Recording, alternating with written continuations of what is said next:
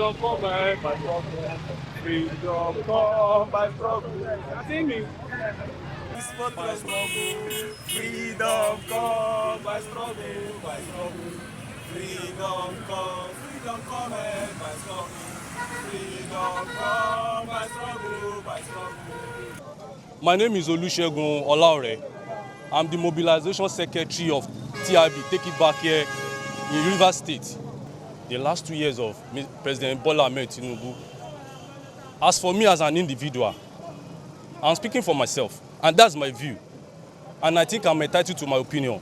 For the past 2 years of Mr. President, to me, there's nothing to write home about. There's nothing to write home about because the hardship we are facing in this country is something else. The hardship is beyond what, in fact, what a common man can endure. You understand?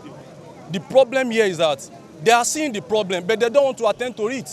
And, they are leading people into crime and criminality.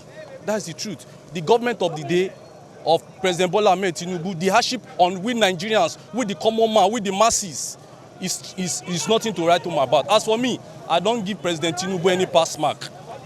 That's it. Down to Rivers State here, you can see what is happening. We are not practicing democracy as far as I'm concerned. We have a military administrator ruling us here. If you go to the cities, we are at Uniport Gate here, but when you get down to Rumola, even from all this east-west road, you see death is everywhere. There's no democracy in Nigeria as far as I'm concerned. How will you, a president, you decree in your office and remove a voting where someone we voted? No, now, who does that?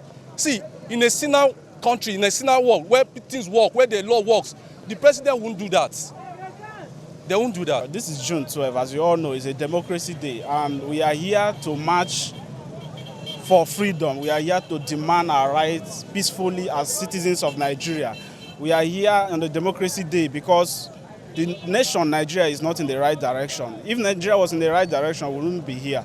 So we are here to demand the dividends of democracy. You can see how the state is very dirty. There is no sign of governance in the state.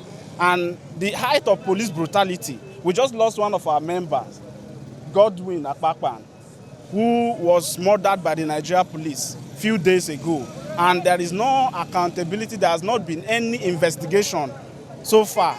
And we are here to demand justice. We are here to demand that Nigerians deserve the right to live, the right to exist as citizens. We need dividends of democracy. There's no dividends of democracy. Every aspect of democracy, every aspect of governance in Nigeria has fallen. Rivers State is under state of emergency.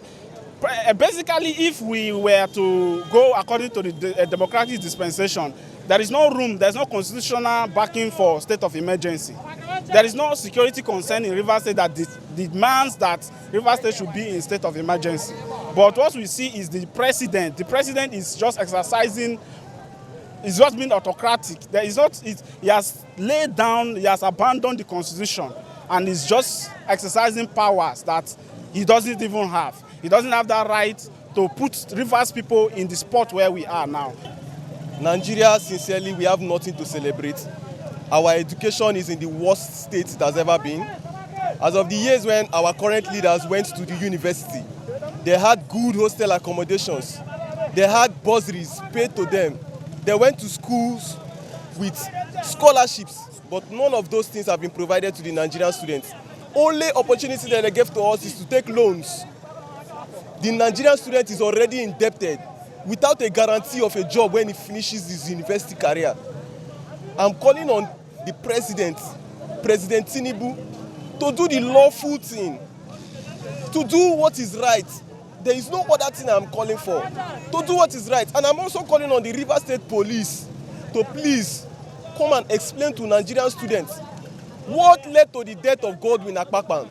Godswill Akpabio was a student of the University of Port Harcourt, Department of Curriculum Development Studies at the Faculty of Education. His death simplifies this tragic situation of Rivers State and Nigeria as a whole.